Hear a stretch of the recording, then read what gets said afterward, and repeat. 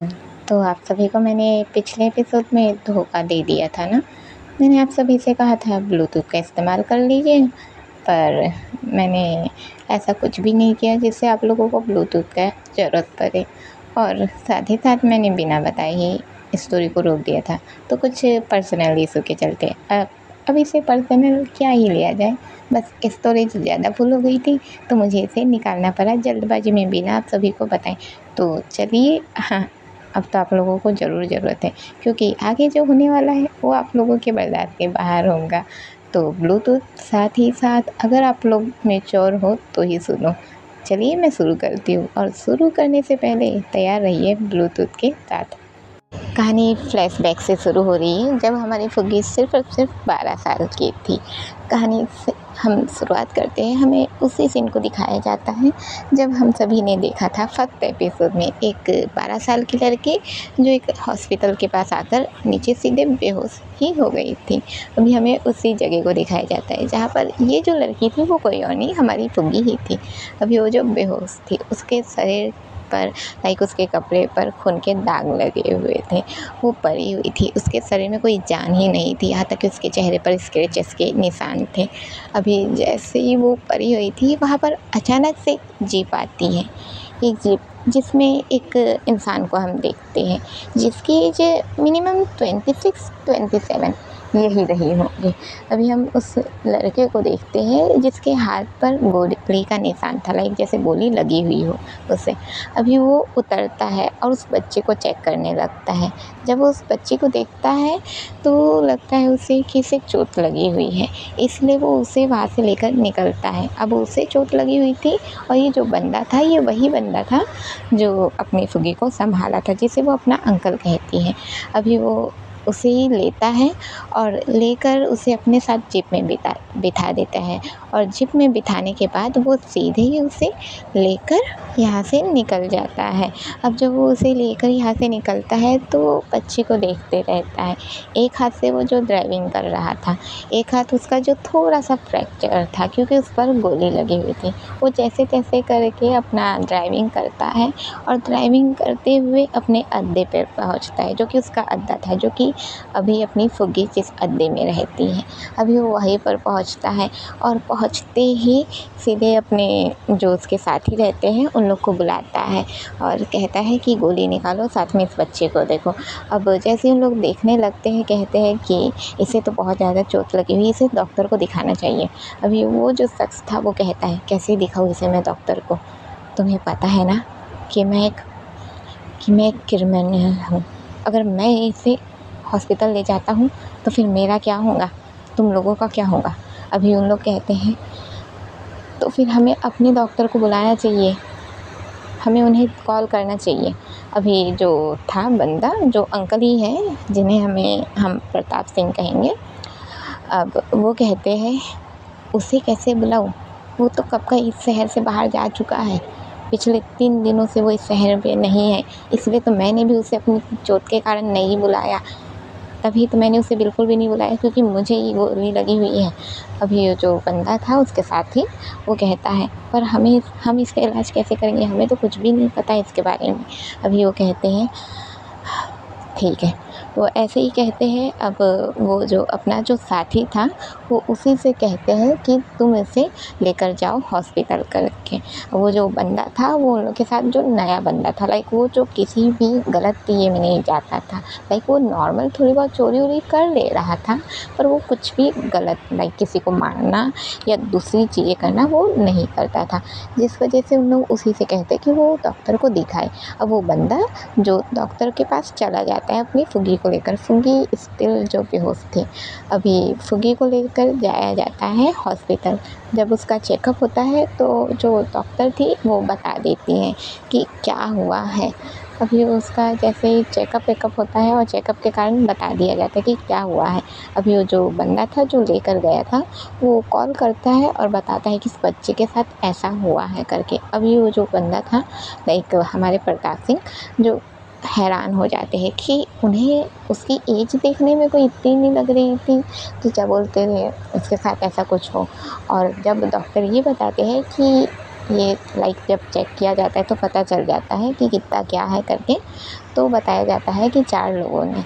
इस बात से वो अंकल बहुत ही हैरान हो जाते हैं और उन्हें ये लगता है कि एक 12 साल की बच्ची के साथ 4 लोगों ने, इतना कौन बेकार हो सकता है। उनके मन में यही आता है।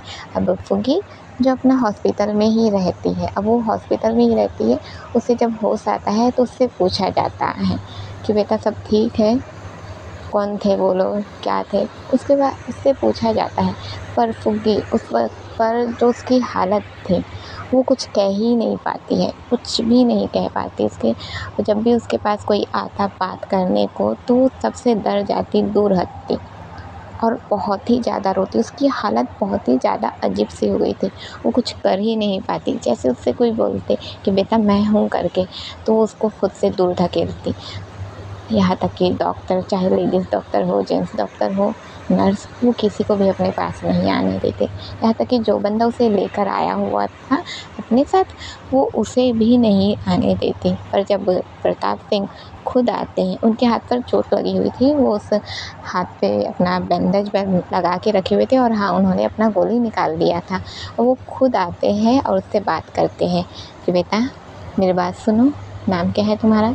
फुग्गी स्टिल देखते ही रहती है, वो कुछ नहीं कहती है, बस देखती रहती है। अभी वो जो अंकल थे, जो हमारे प्रताप सिंह जी हैं, वो कहते हैं बेटा मैं तुम्हें चोट नहीं पहुंचाऊंगा, बताओ मुझे क्या हुआ है, कौन है वो जिन्होंने तुम्हें चोट पहुंचाया है।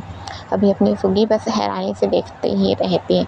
उसे स्टिल पेन हो रहा था, वो तकलीफ़ में थी और वो कुछ कह नहीं पा रही थी। वो सारी चीज़ें जो उठा के पटकने को करती है, मुझे किसी से बात नहीं करनी, मुझे अकेला छोड़ दो, इस टाइप का उसका ऑरा हो गया था, जिसे कोई भी संभाल नहीं पा रहा था।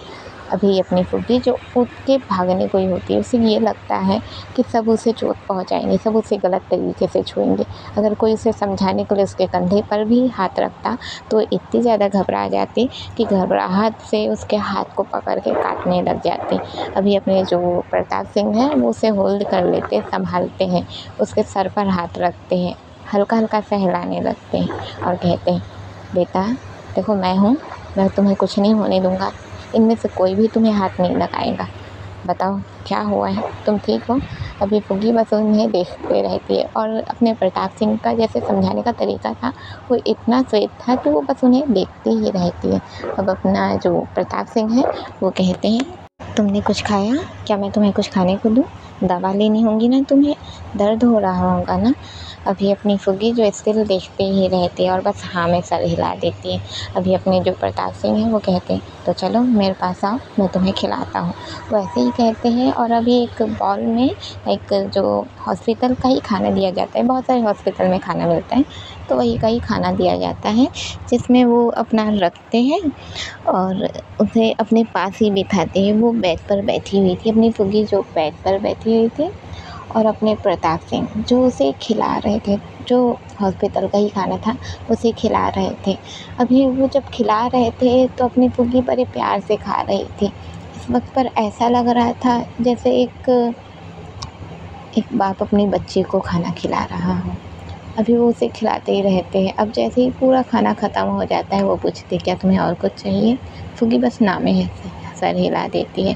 अब अपने जो प्रताप सिंह हैं वो उसके सर पर हाथ रखते हैं, उसे अच्छे से सहलाते हैं, उसके फोरहेड पर किस करते हैं और बोलते हैं मैं भी आ रहा हूँ।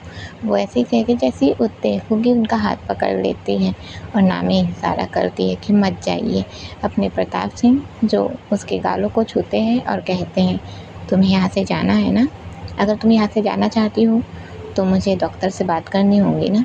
अभी अपनी फुग्गी हाँ कहती है, हाँ में सर हिलाती है और अपने प्रताप सिंह बस ज़रा सा मुस्कुराते हैं और कहते हैं तो मैं अभी आता हूँ।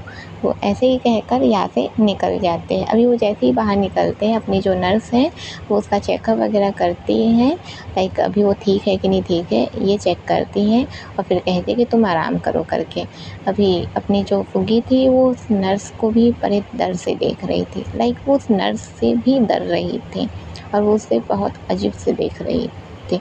अभी वो जो नर्स है वो कहती है क्या बात है तुम डर रही हो। हमारी जो फुग्गी है वो बस नाव में से हिलाती थी, नहीं उसे नहीं डर लग रहा पर स्टिल वो डरी हुई थी। अब वो जो चुपचाप लेट जाती है। हमारे प्रताप सिंह जैसे ही बाहर निकलते हैं तो वहाँ पर वो अचानक से एक पुलिस वाले को देखते हैं जो कि अभी चेकिंग में आया हुआ था। और वो जैसे ही देखते हैं चेकिंग में है करके, और वो जब वहाँ पर जाते हैं दूर से ही, लाइक वो रिसेप्शन जो रहता है जहाँ से हम किसी का भी पूछते हैं कि कौन सा पेशेंट किस जगह पर है, वो उसी जगह पर खड़े होकर बातचीत कर रहा था कि क्या बोलते तुम्हारे यहाँ एक आया है जो पेशेंट जिसका ये ऐसा सिस्टम हुआ है करके। क्योंकि जब ये होता है कि कोई ऐसा केस आया हुआ है तो पुलिस को बता दिया जाता है, तो कि पुलिस को बता दिया गया था और पुलिस वाला जो पूछताछ के लिए आया हुआ था। अभी अपने प्रताप सिंह बस इतना ही सुनते हैं, वो इधर ना उधर कुछ नहीं देखते हैं और तुरंत ही अपनी फुग्गी के पास चले जाते हैं। अभी वो फुग्गी के पास जैसे ही जाते हैं अपनी नर्स जो देखने लगती है, हमारे प्रताप सिंह कहते हैं कि नर्स आपको डॉक्टर ने बुलाया है करके। नर्स कहती है जी ठीक है मैं अभी आई। वो ऐसे ही कह के चली जाती है। अभी वो जैसे ही जाती है अपने प्रताप सिंह जो फुग्गी का पूरा निकालते हैं, लाइक उसे जो कुछ भी लगा हुआ था वो निकालते हैं और निकाल के उसे गोद में ले लेते हैं। फुग्गी बस धीरे से कहती है आप मुझे कहाँ लेकर जा रहे हैं। अभी अपना जो प्रताप सिंह है वो कहते हैं तुम्हें यहाँ से सुरक्षित ले जाना चाहता हूँ बेटा, ये जगह सही नहीं है। वो ऐसे ही कहते हैं और उसे उठा के वहाँ से बचा के उस हॉस्पिटल से बचा के अपने अड्डे चले जाते हैं। अब मैं आप लोगों को ये समझा देती हूँ कि वो वहाँ से क्यों निकले हैं। क्योंकि अपनी फुग्गी को भले ही उस दूसरे आदमी लेके आए थे, पर कहीं ना कहीं वो भी इस चीज़ में शामिल हो गए थे उसको संभालने के चक्कर में। और अगर वो इस समय पे ऐसा कुछ भी होने देते थे तो उनको भी खतरा हो सकता था, और अगर वो खुद पे खतरा लेते थे तो वो फुग्गी को भी नहीं संभाल पाते थे। यही सब चीज़ सोचकर वो वहाँ से निकल गए थे फुग्गी को लेकर। अब सीन कट होता है, हमें दिखाया जाता है हमारे जो प्रताप सिंह है वो अपने फुग्गी को लेकर यहाँ से निकल गए थे। अब वो उसे लेकर सीधे ही अपने अड्डे में पहुँच जाते हैं। अड्डे में पहुँचते हैं जैसे ही उनके जो साथी लोग थे वो पूछते हैं क्या बात है तू उसे डॉक्टर के जो लाइक जो पेशेंट का ड्रेस है इसी में कैसे उठा लाया। अभी वो कहते हैं कि वहाँ पर खतरा था। उन लोग पूछते क्या खतरा था। अब वो बताते हैं कि वहाँ पर पुलिस वाला आ गया था करके। अब उन लोग भी समझ जाते हैं कि ऐसे मामले में नहीं रहने दिया जाता था, इस वजह से उन लोग कुछ नहीं कहते हैं। अब जैसे कि अपने जो प्रताप सिंह है उन्हें पहले से डॉक्टर ने दवाई वगैरह का बता रखा था कि उसे दवाई पानी लगनी है करके, इसलिए अपने प्रताप सिंह जो फुग्गी को एक सेपरेट रूम देते हैं जिस रूम में कोई भी नहीं जाता, लाइक कोई भी नहीं, सबको स्ट्रिक्टली मना कर देते हैं कि उसके रूम में कोई भी नहीं जाएगा। तो इसलिए फुग्गी को उस रूम में रखा जाता है और अपने प्रताप सिंह खुद वो अपना जो वो रहता है हॉस्पिटल का जो दवाई पानी रहता है वो खुद जैसे तैसे करके लाते हैं और दवाई लाके उसे देते रहते हैं, उसका ख्याल रखते रहते हैं। कुछ टाइम बीत जाता है, लगभग 1 महीने बीत जाते हैं जब अपने जो प्रताप सिंह है वो अपनी फुग्गी के लिए दवाई करते रहते हैं और उसका ख्याल रखते रहते हैं। धीरे धीरे दोनों करीब आ जाते हैं। हमारी फुग्गी जो अपने प्रताप सिंह के साथ थोड़ा कंफर्टेबल हो जाती है और सेफ फील करने लगते हैं उनके साथ, पर बाकी के लोग के साथ वो अभी अनकंफर्टेबल थी और खुद को उनके साथ कंफर्टेबल फील नहीं करती थी। धीरे धीरे दिन बीतने लगते, समय बीतने लगता है और ऐसा होते होते सीधे 1 साल बीत जाते हैं। 1 साल के बाद अपने जब हमारी फुग्गी जो लगती है कि हाँ वो अब बेहतर है, इसलिए वो अपने प्रताप सिंह उससे पूछते हैं कि बेटा तुम ठीक हो, क्या हुआ था, क्या तुम मुझे बता सकती हो। अभी अपने जो प्रताप सिंह ऐसे ही पूछते हैं, फुग्गी बस कुछ नहीं कहती है। हमारे प्रताप सिंह पूछते हैं अगर तुम मुझे कुछ भी नहीं बताओगी तो तुम उस दर्द से कभी नहीं निकाल पाओगे जो तुम आधी रात को चिल्लाती हो, जो तुम हमेशा कहती हो कि मुझे मत छुओ, मुझे छोड़ दो, तुम्हें दर्द हो रहा है, ये जो तुम कहती हो इस चीज़ से कभी नहीं निकाल पाऊँगी। अगर तुम निकलना चाहती हो तो तुम्हें वो सब मुझे बताना पड़ेगा। वैसे ही कहते हैं। अभी अपनी फुग्गी जो अब सिर्फ 13 साल की हो चुकी थी, अब अपनी फुग्गी बड़ी हो चुकी थी, वो जो हैरानी से बस उन्हें देखने लगती है। अब अपने जो प्रताप सिंह हैं वो कहते हैं अगर तुम्हें अपने दर्द से बाहर निकलना है तो तुम्हें करना होगा। वो ऐसे ही कहते हैं और वहाँ से निकल जाते हैं। अभी वो जैसे ही निकलते हैं अपनी फुग्गी स्टिल बैठे रहती है। अब अपने प्रताप सिंह जो बहुत देर के बाद वापस आते हैं और बहुत देर के बाद वापस आकर वो उसके लिए एक प्यारी सी ड्रेस लाते हैं। और वो ड्रेस कोई प्यारी सी नहीं है, या मतलब कि कोई फ्रॉक व्रॉक दे दिए, क्यूट सा ड्रेस दिए, ऐसा कुछ भी नहीं। वो उसके लिए शर्ट पैंट लाते हैं, जो कि लड़कियां ही शर्ट पैंट पहनती है वाले स्टाइल का लाते हैं, जो कि बिल्कुल ही गुंडों जैसा स्टाइल का था। उसे ला के देते हैं और कहते हैं ये तुम्हारे लिए। अभी अपनी फुग्गी स्टिल देखते रहती है। अब अपने जो प्रताप सिंह है वो कहते हैं ये मैं तुम्हें इसलिए दे रहा हूँ क्योंकि तुम भले ही लड़की हो, पर अगर तुम लड़की बनकर रहोगी तो तुम्हें सिर्फ रोंदा जाएगा, अगर तुम लड़का बनकर रहोगी तो तुम्हें कोई भी ज़रा से भी तो चोट नहीं पहुंचा पाएगा। तुम सबको ये बताओ भले कि तुम लड़की हो और अपना रुतबा लड़कों जैसे रखो, तो तुम्हें कोई छू नहीं पाएगा। वो ऐसे ही कहते हैं और फिर उसके पास बैठ जाते हैं। अभी अपनी फुग्गी जो उसे देखते रहती है। अब अपने प्रताप सिंह जो कहते हैं तो तुम मुझे बताना चाहूँगी कि क्या हुआ है। अपनी फुग्गी बस कहना शुरू करती है और वो जो कुछ भी कह रही है उसके सुनते सुनते अपने प्रताप सिंह की जो आंखें अभी बड़ी हो रही थी। और अपनी फुग्गी का जो पास्ट है वो हम आगे जाके समझेंगे। अब अपनी फुग्गी को सब कुछ बता देती है। फुग्गी की आंखों से आंसू आ जाते हैं। उसके आंखों के सामने वही मंजर जो फिर से आ जाता है जब एक एक करके 4 लोगों ने उसे नोच डाला था। वो चीज़ों को याद करती है। अभी जो वो जितने अभी सब कुछ बताती है, जब वो बता रही थी अपने प्रताप सिंह जो स्टिल गुस्सा किए जा रहे थे, उनके मन में यह आता है कि क्या इतने बेकार लोग भी हो सकते हैं, तो यही सोच के गुस्सा किए जा रहे थे। अब अपनी फुग्गी जो चुपचाप बैठी हुई थी उसकी आंखों से आंसू बह रहे थे। प्रताप सिंह अपनी फुग्गी का सीधे गाल पे हाथ रखते हैं और कहते हैं मुझे नहीं पता तुम्हारे साथ किसने ये किया है और अब वक्त भी निकल चुका है, पर मैं चाहता हूँ कि तुम उन्हें सज़ा दो और अगर तुम उन्हें सज़ा देना चाहती हो तो तुम उन्हें खोजो। अपने जो फुग्गी हैं वो कहते हैं हाँ मैं उन्हें सज़ा देना चाहती हूँ, हाँ मैं उन्हें सज़ा देना चाहती हूँ, पर मैं उन्हें कहाँ खोजूँगी, कहीं खोजूँगी। 1 साल हो चुके हैं मुझे इस जगह पर। 1 साल पहले उन्होंने मुझे जैसे रोंदा था, जैसे मेरे शरीर के हर एक हिस्से को नोचा था, मैं उन्हें कहाँ खोजूँगी। अभी अपने जो प्रताप सिंह है वो कहते हैं तुम उन्हें खोज लोगी, तकदीर में होगा उन्हें खोजना, तो तुम उन्हें खोज लोगी और तुम भी उन्हें तड़पाओगी, मुझे विश्वास है तुम पर। वो ऐसे ही कहते हैं और अपनी फुग्गी के गालों को छूकर उन्हें बस प्यार से देखने लगते हैं। अभी अपनी फुग्गी जो कहती है अगर मैं उनसे बदला लेना चाहती हूँ तो मुझे आपकी हेल्प चाहिए। अभी अपने जो प्रताप सिंह हैं वो कहते हैं हाँ मैं तुम्हारी मदद ज़रूर करूँगा। और अब अपने जो प्रताप सिंह हैं अभी से ही अपनी फुग्गी को फाइटिंग वगैरह सब कुछ सिखाते हैं, लाइक फाइटिंग कैसे की जाती है, यहाँ तक कि वो उसे बंदूक चलाना भी सिखाते हैं। अब ये सब होते होते कुछ समय और बीत जाता है। अपनी फुग्गी जो अब 15 की हो चुकी थी, अब वो जैसे ही अपना वो करते रहती है, लाइक सीखते रहती है। और इसी दौरान अपने जो विनय हैं वो भी आते हैं और विनय अपने जो प्रताप सिंह हैं उनके ही बच्चे थे, जो कि उनके नाजायज़ औलाद थे, लाइक वो उसके रियल औलाद नहीं थे। वो एक होता है ना कि हम किसी के साथ फिजिकल हो गए तो आ गया बच्चा, जो नादानी में हम किए रहते हैं, तो वो उसी चीज़ का निशानी था। पर अपने जो प्रताप सिंह थे वो ये सब चीज़ से बिल्कुल भी पीछे नहीं हटते हैं। जब अपनी विनय की मम्मी थी वो उन्हें जन्म देने के बाद उनका भी देहांत हो गया था, क्योंकि वो वीक थी।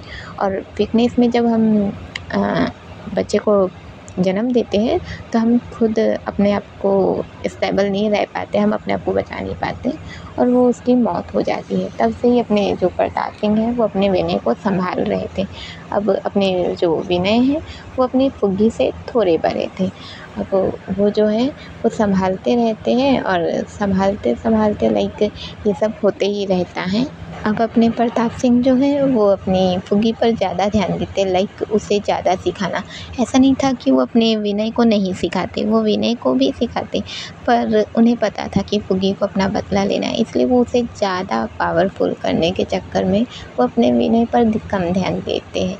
वो उसे सिखाते ज़रूर, पर विनय को सिखाने के लिए वो बाकियों से कहते कि बाकी लोग जो उसके साथी थे, उनके साथी थे, उन लोग सिखाएँ, और विनय को चाहिए था कि उनके पापा उसे सिखाएँ, पर विनय को उसके पापा कुछ भी नहीं सिखाते। वो थोड़ा बहुत सिखाते और बाकी अपने जो उनके जो साथी थे उन लोग से कहते, और वो फुग्गी को खुद सिखाते। इस चीज़ से अपना विनय जो जेलस फील करता, क्योंकि वैसे ही उसके पापा उससे बहुत ही दूर रहते थे, लाइक जो उनका काम था जिस वजह से वो चाहकर भी उनके साथ नहीं रह सकते थे और वो उनसे दूर ही रहते थे, जिस वजह से अपना विनय पहले उनसे गुस्सा रहता था, और फुग्गी के आने के बाद तो वो उससे और भी ज़्यादा गुस्सा रहता था। अभी उसे धीरे धीरे अपनी फुग्गी से भी नफ़रत होने लग गई थी, और अपने प्रताप सिंह जो फुग्गी को संभालते, अपने जो बाकी उनका काम है उस चीज़ को संभालते, और ऐसे होते होते अब अपनी फुग्गी जो धीरे धीरे करके बड़ी हो जाती है, और अपने विनय मतलब विनय भी जो साथ में ही उसके बड़े हो रहे थे। यहाँ पर अपने प्रताप सिंह जो जो क्या करते, अब उनकी धीरे धीरे जो एज हो रही थी, लाइक उनकी उतनी ज़्यादा एज नहीं हुई थी, पर जैसा उनका काम था इसके चलते उनकी मौत जल्दी हो जाती है, वो भी सुतैन साइड में, लाइक जो जो काम करते हैं तो उसी में उन्हें, जब वो अपना गए रहते हैं काम से, उसी दौरान उन्हें जो होता है ना कि एनकाउंटर में ही उनकी मौत हो जाती है। और जब उनकी मौत होती है तो वो जब मौत होती है उस दौरान वो अपना आधा हिस्सा अपनी फुग्गी के नाम करके जाते हैं, और अपना आधा हिस्सा जो अपनी विनय के नाम करके जाते हैं, और वो सब कुछ बांट के जाते हैं कि क्या चीज़ अपना विनय करेगा और क्या चीज़ अपनी फुग्गी करेंगी। इसमें बता हुआ था कि वो भले ही किसी का खून करेगा, और वो भी तब जब सामने वाला गलत हो, तभी वो उसका खून करेगा, और फुग्गी का भी यही था कि वो नॉर्मल छोटी मोटी चोरी ही करेंगी, पर किसी का खून नहीं करेंगी। और खून के मामले में वो बस उसने सिर्फ 4 लोगों के खून का इजाज़त था कि वो सिर्फ 4 लोगों का खून कर सकती है, पर अपना विनय जो बिगड़ैल था, लाइक वो उसे बस गुस्सा था कि मेरे पापा मेरे साथ नहीं रहते थे, तो वो इस बात के गुस्से में वो सारे गलत कामों में चला गया था। फ्लैशबैक ख़त्म होता है, हम अपनी फुग्गी को ही देखते हैं जो चलते हुए आगे पहुंच गई थी, लाइक वो अपने जो उसका अड्डा है वो उसी जगह पर पहुंच गई थी। अभी उसकी आंखों से आंसू बह रहे थे, और ये जो फ्लैशबैक था अभी अपनी फुग्गी ही जो याद कर रही थी। अब वो अपने अड्डे में चली जाती है, जैसे ही वो अपने अड्डे में जाती है, अपनी वनीता जो अपनी फुग्गी के पास आती है और कहती है, फुग्गी क्या बात है, तुम आ गई। अभी अपनी जो फुग्गी है वो वनीता को देखती है और कहती है, हाँ मैं आ गई, वैसे मैंने तुमसे कुछ कहा था, क्या तुमने वो कर दिया है। अभी अपनी जो फुग्गी है वो कहती है, तुमने जो मुझसे कहा था वो मैंने पहले ही कर दिया है। वो ऐसे ही कहते हैं और मुस्कुराने लगती है। अब अपनी जो फुग्गी है वो कहती है, ठीक है फिर तुम्हें एक और काम करना है। अभी अपनी वनीता कहती है, तुम बस हुक्म करो, तुम्हारा हुक्म सराखों पर रहेगा। अभी अपनी फुग्गी सीधे कहती है, मेरे हुक्म को तुम सराखों पर कभी मत रखना। ये ऐसी दुनिया है जहाँ पर हमें अपने से बड़े की बात माननी ज़रूर है, पर उसका गुलाम कभी नहीं बनना है। वो ऐसे ही कहती हैं और फिर अपने सीधे जो उसका रूम है वहीं पर चली जाती है। वो अपने रूम में जाती है जहाँ पर अपने प्रताप सिंह की फ़ोटो लगी हुई थी जिसमें हार जगा हुआ था। अभी वो उस हार पे लगे हुए फ़ोटो पे लगे हुए हार को देखती है, फिर मुस्कुराती है। उसके बाद वो उस हार को हटा देती है, और हार को हटाने के बाद वो उसमें एक नया हार लगा देती है, और वो नया हार लगाने के बाद बस उनके सामने हाथ जोड़ती है और कहती है, अब मैं लास्ट शिकार पे जाने वाली हूँ अंकल। आपने कहा था ना मुझसे कि मैं उन लोग को मारूंगी। आपने विश्वास किया था मुझ पर कि मैं उन्हें उनके गलतियों की सज़ा दूंगी। जो उन लोगों ने मेरे साथ किया, मैं उन लोगों को सज़ा दूंगी। मैंने 3 लोगों को सज़ा दे दी है अंकल। अब लास्ट वो लड़का बचा है जिसने सबसे पहले मुझे तोड़ कर रख दिया था। अब उसे मैं तोड़ूंगी। मैंने धीरे धीरे करके उसके सभी दोस्तों को मार डाला। उसके 3 दोस्त जो अब नर्क की हवा खा रहे हैं और अब तो मैं उसे जहन्नुम में पहुंचाने वाली हूँ। वो ऐसे ही कहती है और फिर अपने बिस्तर पर जाकर सो जाती है। वनीता जो उसकी बातें सुन ली थी, लाइक वो अभी जो बातें कर रही है उस चीज़ को नहीं सुनी थी, जो उसने उससे कहा था वो सब चीज़ सुनने के बाद अब वो एक नंबर निकालती है और लाइक ये जो नंबर है ये प्राइवेट नंबर है जिसे वो हर किसी को नहीं देती। उस नंबर को निकालती है और एक नंबर पर वो मैसेज करती है। अभी वो जैसे एक नंबर पर मैसेज करती है, हमें पुलिस स्टेशन का सीन दिखाया जाता है, जहाँ पर हमारे जो वही पुलिस वाले थे उनका जो फ़ोन था उसमें एक रिंग बजती है। जैसे मैसेज आया हो वैसे ही रिंग बजती है। अभी वो सीधे लाइक अपने जो उनका चेयर था उसमें लेटे हुए थे, उनका पैर उनके डेस्क पर ही था, उनका टोपी जो उनके सर पर ही था, जो उनकी आँखों को बंद कर रहा था। अभी जैसे ही फ़ोन पे आवाज़ आती वो उठ के बैठ जाते और कहते, अबे आधी रात को कौन है बे? वो ऐसे ही बोलते हैं और उसके बाद अपने फ़ोन को चेक करते हैं। अभी वो जैसे ही फ़ोन को चेक करते हैं, फ़ोन को चेक करते ही सीधे उठ जाते हैं और कहते हैं, लो भाई साहब नया इंतज़ाम मिल गया, चल रे बाबा। वो ऐसे ही कहते हैं और फिर अपने जो डंडा है उसे ज़ोर से अपने टेबल पर बजाते हैं और कहते हैं, अबे सालो कहाँ मर गए हो, बाहर निकलो। अभी 3-4 हवलदार लोग बाहर निकलते हैं। जी साहब क्या हुआ साहब? अभी जो पुलिस वाला था वो कहता है, अबे सालो चलो नया काम मिल गया है, निकलना है। अभी उन लोग टाइम को देखते हैं, टाइम रात के अभी 3:30 हो चुके थे।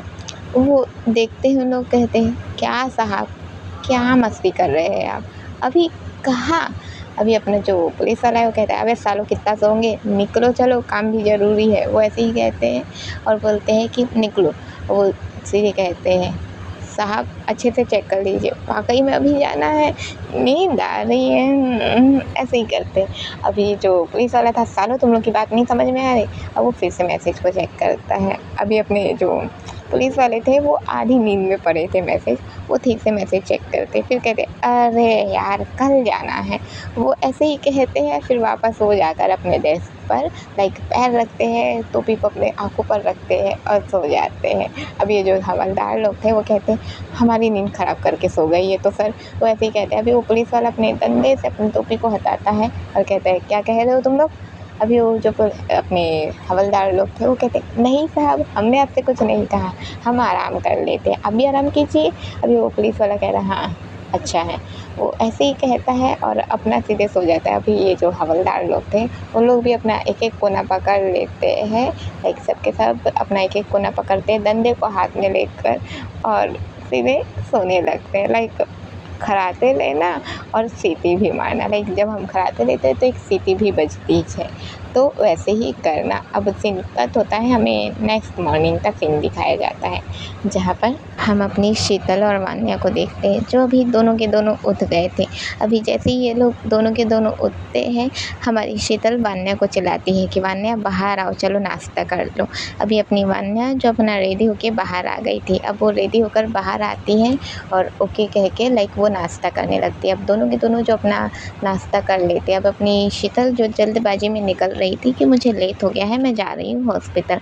अभी अपनी जो वान्या थी वो कहती है ठीक है तुम जाओ। अपनी वान्या जब कहती कि तुम जाओ, अपनी शीतल कहती है क्या तुम मेरे साथ नहीं जाओगी? हमारी वान्या कहती है कि मुझे काम है करके, लाइक वो उसका जो ऑनलाइन जो काम करती वो उसी काम के चक्कर में वो उससे कहती कि मैं नहीं जाऊँगी करके, वो इसलिए वो अपना घर ही रुके रहती है।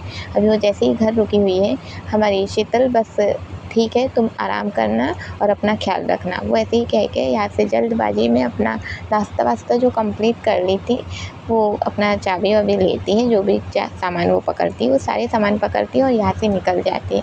अब अपनी वान्या जो चला के कहती कि तुम भी अपना ख्याल रखना, वो ऐसे ही कहती है और अपनी जो शीतल थी अब वो यहाँ से निकल गई थी। अब वो यहाँ से सीधे अपने हॉस्पिटल पहुँच जाती है। अभी वो हॉस्पिटल जैसे ही पहुँचती है, अपने जो उसके पेशेंट्स थे उन लोग को हैंडल करने लग जाती है और हैंडल करते करते लाइक यहाँ पर अपनी जो वान्या है, वान्या हाँ सॉरी दोस्तों गलत बोल रही हूँ, हमारी सौम्या हमारी सौम्या जो वो आ जाती है और वो भी अपनी शीतल का हेल्प करने लगती है। अब ये सब होते होते टाइम निकल जाता है। इन लोग जो अपना काम कर ही रहे थे, हमारी शीतल जी से बहुत लेट हो गया था और अपनी जो वान्या है वो भी अपना काम ही कर रही थी, जो उसका ऑनलाइन काम था वो उसे कर ही जा रही थी। अब उसे करते करते उसे ध्यान आता है कि शीतल के तो आने का टाइम हो गया है और वो ये सोचती है कि वो क्यों ना उसे खुद ही लेने जाए। वो यही सोचती है और यही सोचकर वो फिर अपना जो लैपटॉप वगैरह था उसे बंद करती है और यहाँ से अपना लाइक शीतल के घर से निकल जाती है। शीतल के घर को अपना लॉक वगैरह करके वो निकल जाती है। वो जैसे ही यहाँ से निकलती है फिर वो चलने लगती है। अब वो जब चल रही है अचानक से आवाज़ सुनाई देता है पुलिस के सायरन का।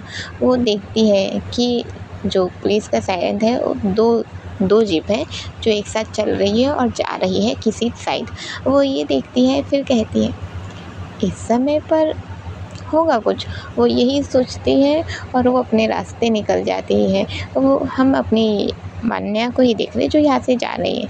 वान्या जो अपनी शीतल के हॉस्पिटल तरफ जाती है और ये जो पुलिस वाले थे जो अपने जीप से निकले थे उन लोग जाते रहते हैं।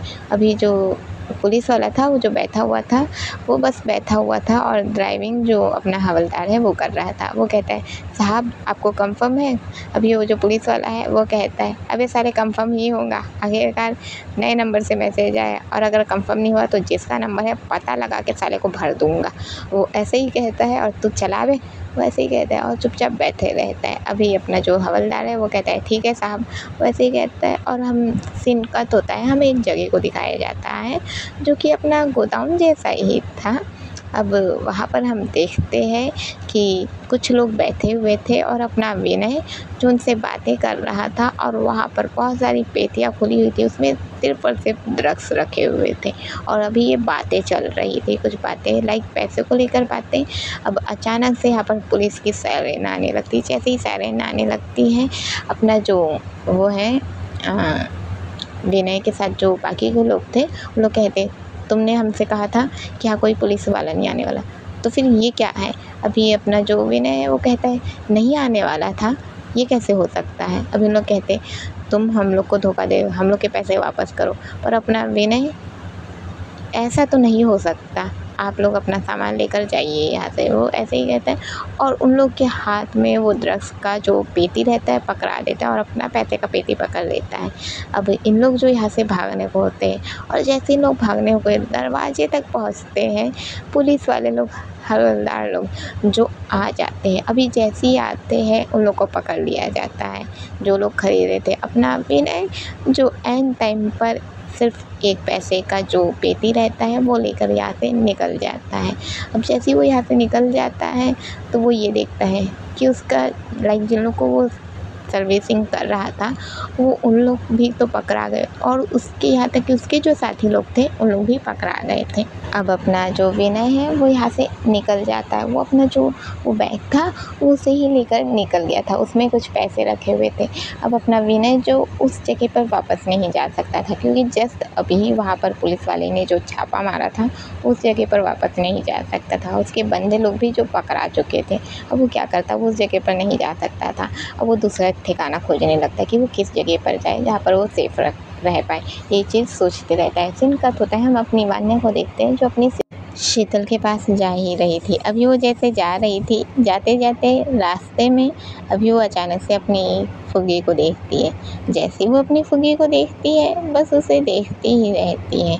फिर कहती हे फुग्गी, तुम इधर कहाँ, और तुम कल से दिखी नहीं।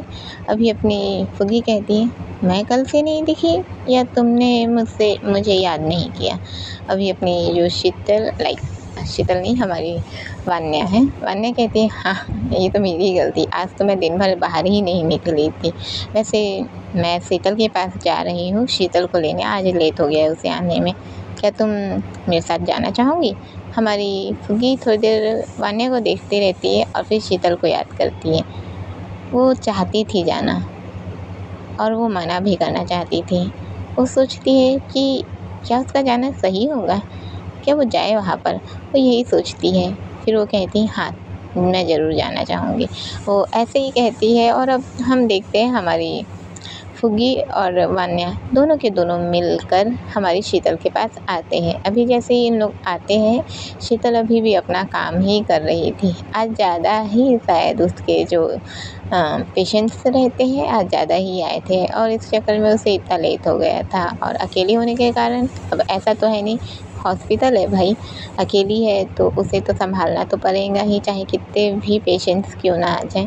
इस वजह से वो संभाल ही रही थी। अब जिनका शिफ्टिंग नाइट का रहता है उन लोग आए नहीं थे अभी तक के, जिस वजह से इन लोग यहीं पर थे। अभी अपनी वान्या जो शीतल के पास जाती है उससे कहती है, डॉक्टर साहिबा तुम्हारा वक्त नहीं हुआ है क्या? थक जाऊंगी अगर इतना काम करूंगी तो। चलो हम घर चलते हैं। अभी अपनी शीतल जो वान्या को देखती है और कहती है, लगता है तुम मेरा नाम भूल गई हो। अपनी वान्या कहती है, हाँ नाम तुम्हारा याद ज़रूर है, पर ये जो तुम डॉक्टर वाला काम कर रही हो ना, तुम्हें आराम भी ज़रूरी है। एक डॉक्टर जितना ज़्यादा पेशेंट को देखता है ना, उतना ही ज़्यादा उसे आराम की भी ज़रूरत रहती है। तुम कब आराम करोगी? अभी अपनी शीतल कहती है, आराम तो तब करूँगी ना जब मेरे बाद वाले आएंगे, वो अभी तक आए नहीं है इस वक्त, इसलिए मैं यहाँ बिजी हूँ। अभी अपनी वान्या कहती है, अच्छा तो ठीक है, कब आएंगे उन लोग? अभी अपनी शीतल कहती है, बस आते ही होंगे, मैं बस उनका ही इंतज़ार कर रही हूँ। ऐसे ही कहती है, फिर वो दूसरे पेशेंट को देखने चली जाती है। अभी वान्या वापस आकर अपनी फुग्गी के पास खड़ी हो जाती है। फुग्गी कहती है, क्या हुआ, शीतल नहीं चल रही? अभी अपनी जो वान्या है वो बताती है कि अभी जो उसके रहते हैं हेल्पर, मतलब उसके बाद जो आते हैं नाइट शिफ्टिंग वाले, उन लोग नहीं आए हैं, जिस वजह से शीतल को टाइम लग रहा है। अभी अपनी शीतल जो उधर चली गई थी, वान्या उसी की बात करते करते उसकी ओर देख रही थी। अभी अपनी फुग्गी जो वान्या और शीतल को देख रही थी, फिर कहती है, ठीक है, क्या कर सकते हैं। वैसे मेरे पास एक आइडिया है जिससे शीतल को आराम भी मिल जाएगा और हमारा भी काम हो जाएगा। अभी अपनी वान्या पूछती है, अच्छा क्या काम है, बताना ज़रा, मतलब क्या आइडिया है तुम्हारे पास?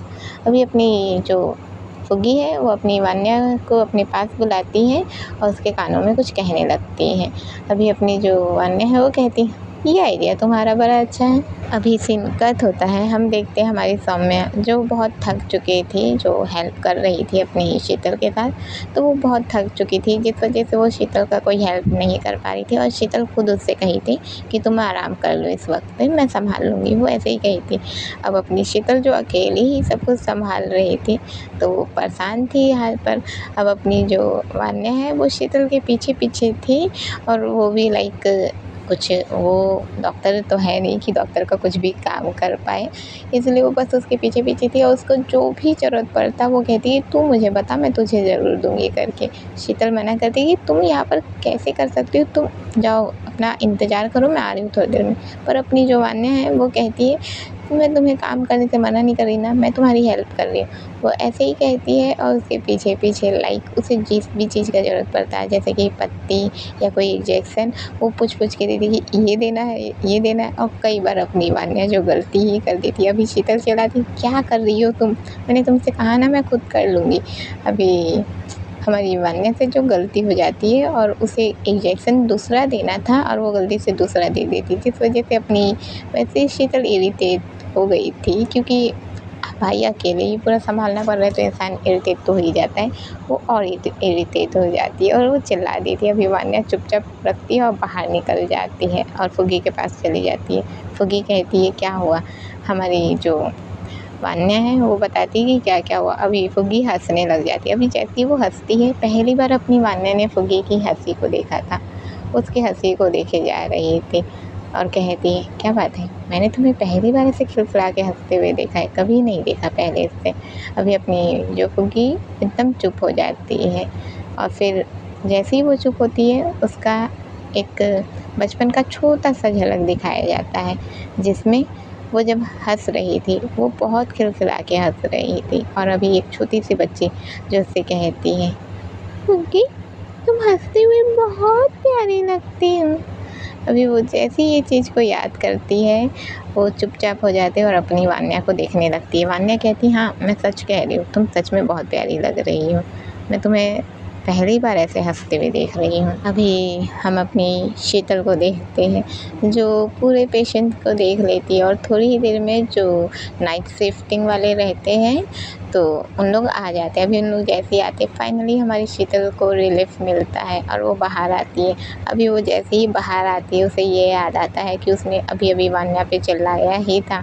उस चीज़ को याद करती है, अपना फेस थोड़ा सा ऐसे बना देगी, यार ये क्या कर दी, मैं क्यों चिल्लाई उस पर, ये सोच के वो थोड़ा सा बुरा फील करती है। उसके बाद फिर अपनी वान्या के पास आती है और उसके पास आकर खड़ी हो जाती है। अभी वान्या बस उसे घूर कर देखते रहती है कि बात ही नहीं करना है मेरे को, तो इस टाइप से उसका फेस था।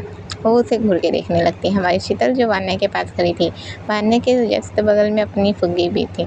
अभी शीतल जो फुग्गी को देखती फिर वान्या को देखती है और एकदम अपने कानों पे अपना हाथ ले जाती है, कानों को पकड़ लेती है और सॉरी का इशारा करती है। वान्या बस घूर के अपनी शीतल को देखी जा रही थी और शीतल जो अपने उसे सॉरी का ही इशारा कर रही थी। अभी अपनी शीतल कहती है, वान्या सॉरी मुझे माफ़ कर दो। अभी वान्या शीतल को देखती रहती, नहीं करूँगी मैं तुम्हें माफ़। अभी अपनी जो शीतल है, सॉरी ना, प्लीज़ मान जाओ ना। अभी अपनी वान्या कहती, कैसे मान जाऊँ, मैं तुम्हारी बस हेल्प करना चाहती थी, तुम्हें बस मैं आराम देना चाहती थी। अभी जो अपनी शीतल है वो कहती है, मैं समझ रही हूँ पर मैं क्या करूँ, तुम्हें नहीं पता है कुछ भी और तुम पूरा गड़बड़ी कर रही थी। अभी अपनी जो शीतल ऐसे ही कहती कि तुम गड़बड़ी कर रही थी। वान्या कहती है, हाँ गड़बड़ी कर रही थी तो मैं क्या करूँ, मुझे थोड़ी ना पता इतना कुछ, इसलिए तो मैं तुम पर चिल्लाई हूँ।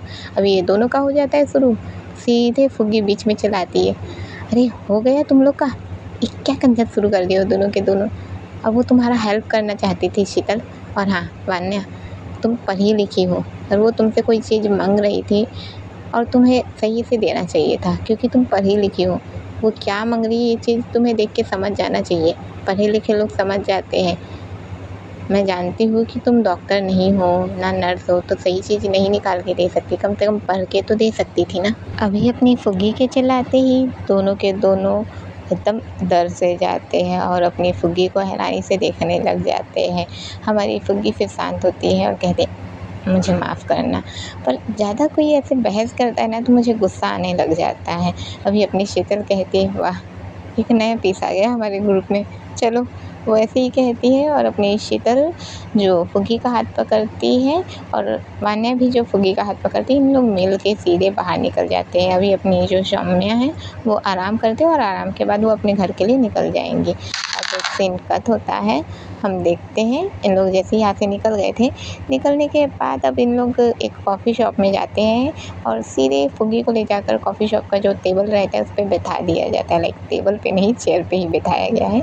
अब उस पर बैठा दिया जाता है। फिर पूछते हैं, तो बताओ तुम कौन सी कॉफ़ी पीना चाहोगी।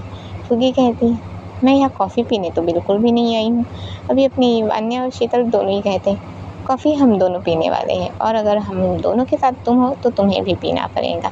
वो ऐसे ही कहते हैं और सीधे ही उन लोग अभी कैपुचिनो ऑर्डर कर देते हैं। लाइक ये जो कॉफ़ी कैपुचिनो उसे ही ऑर्डर कर देते हैं। फुग्गी कहती है, कैपुचिनो ये कैसा नाम है आखिर। लाइक अपनी फुग्गी को ये कॉफ़ी वगैरह में सिर्फ एक नॉर्मल सा कॉफ़ी ही पता है, कैपुचिनो वगैरह होता है ये सब चीज़ें उसे पता ही नहीं है।